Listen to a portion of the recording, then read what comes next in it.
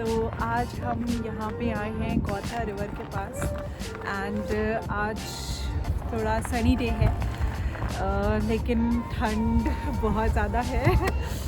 तो आज का टेम्परेचर है -6 डिग्रीज। ओके या तो आज हम ये सोच रहे थे कि आपको स्वीडन में गौथिया रिवर के बारे में बताएं एंड एक्सप्लोर करें यहाँ पे शिप्स एंड पोर्ट्स हिस्ट्री क्या थी यहाँ की, right. So we want to explain you about how like Gotya River is famous for. Sweden is famous for, right? Actually, it is a very special historical place for European business and industry. So यहाँ पे जो shipping industry है और यहाँ पे जो ports हैं that dates back to 400 years. The shipping started in 1620s and they are operating from here. Yeah, right. In fact, आपने नाम सुना होगा यहाँ पे इंडिया में we have heard about East India Company. But यहाँ पे आज हम आपको नई चीज़ के बारे में बताते हैं। Swedish East India Company. Yeah. So you might not have heard about the Swedish East India Company. Swedish East India Company, East India Company की एक subsidiary थी. And जब Back to 17th century में जब ट्रेड होता था India और China के बीच, तो उस ट्रेड का मेजर पार्ट यहाँ से ही ऑपरेट होता था from this very place. Okay. Yeah, right. यहाँ पे बहुत सारे पोर्ट्स थे and from even 17th century they were operating the ports from this place. Yeah, right. तो हिस्ट्री काफ़ी पुरानी है। तो यहाँ पे शिपिंग एंड पोर्टिंग स्वीडन की मेजर इकोनॉमी कंट्रीब्यूटर थी एंड आफ्टर 1980s में इकोनॉमिक स्लो डाउन के बाद वहाँ पे ऑटोमोटिव का बिजनेस स्टार्ट हुआ। You can say that automotive industry यहाँ इस्टेब्लिश हुई। And not only that, automotive के साथ साथ यहाँ पे other industries and other businesses also started and flourished, such as IT companies. To name a few are Spotify, IKEA. I mean, IKEA is in a different domain, but still it is a famous and company. Of course, Volvo. Volvo, we have Polestar, Scania, and many more. Yeah, So right. 1980s was a kind of paradigm shift. Yeah. So वहाँ पे क्या हुआ 1980s में shipping से यहाँ पे shift हुआ है towards the modern technology and towards the modern economy. Yeah, right. But still you can see there are a lot of ports over here and this is still operating. यहाँ से बहुत सारा trade होता है, बहुत सारे आपको जैसे इंडिया में आपको ज़्यादातर जो पोर्ट्स मिलेंगे वो वेस्टर्न कोस्ट पे मिलेंगे एंड सब eastern coast also, but western coast is main. But यहाँ पे यूरोप के one of the main porting destinations के लिए ये गॉथेनबर्ग जाना जाता है।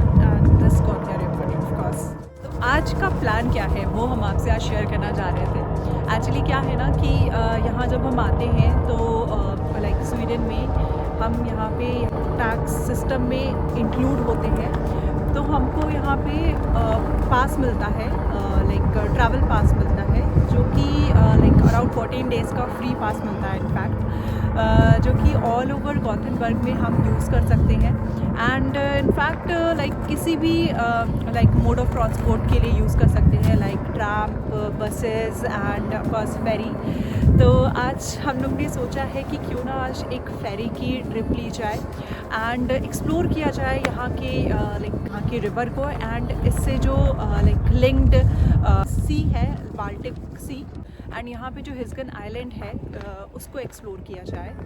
तो हमने आज का प्लान ऐसा बनाया है, तो चलते हैं वहाँ। So we'll take a ferry ride and let's go. Yes, right. And enjoy the ride. Yeah. तो इस स्टेशन का नाम है स्टैन पेरान एंड ये काफ़ी बड़ा स्टेशन है।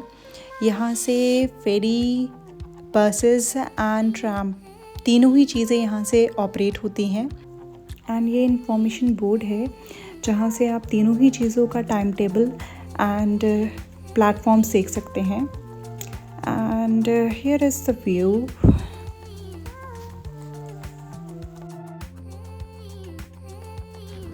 तो ये जो पीछे शिप देख रहे हैं आप, हम लोग इसी में अभी बैठेंगे एंड एक्सप्लोर करेंगे गौथिया रिवर को। तो चलते हैं। तो यहाँ हम जा रहे हैं अपनी फेरी में बैठने। ये जो सामने दिख रही है।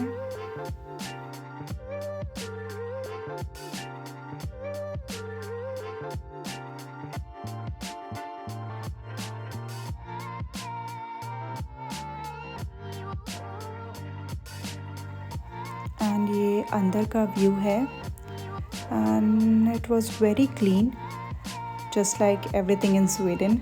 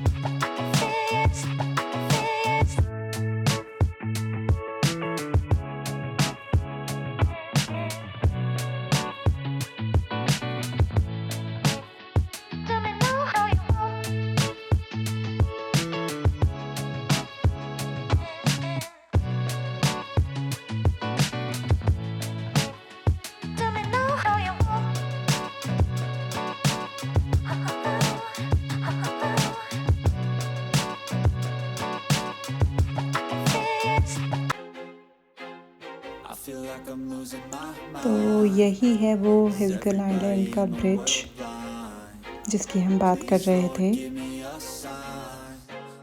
तो अभी हम लोग ऑलमोस्ट पहुंचने वाले हैं अपने डेस्टिनेशन पे, जो कि हमने सोचा था वहाँ तक हम जाएंगे। एंड ये ब्रिज काफ़ी बड़ा है। तो अगर हम लोग रिवर रूट नहीं लेते हैं तो इसी आइलैंड का जो ब्रिज है ये, इस ब्रिज के थ्रू ही हम लोग को बाय रोड हिल्सगन आइलैंड से ये कनेक्ट करता है। तो अभी हम लोग पहुंच चुके हैं अपनी डेस्टिनेशन पे। सो या वी आर रीचिंग देयर।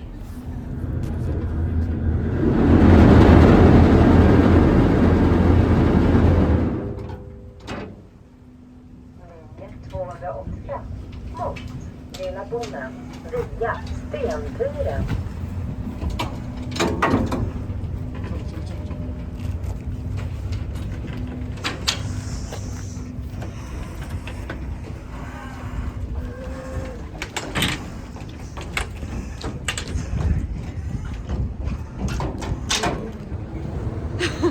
तो ये थी हम लोगों की शिप एंड ये थी हम लोग की ट्रिप एंड काफ़ी अच्छा लगा। On the water. या काफ़ी अच्छा लगा। Super amazing, super adventurous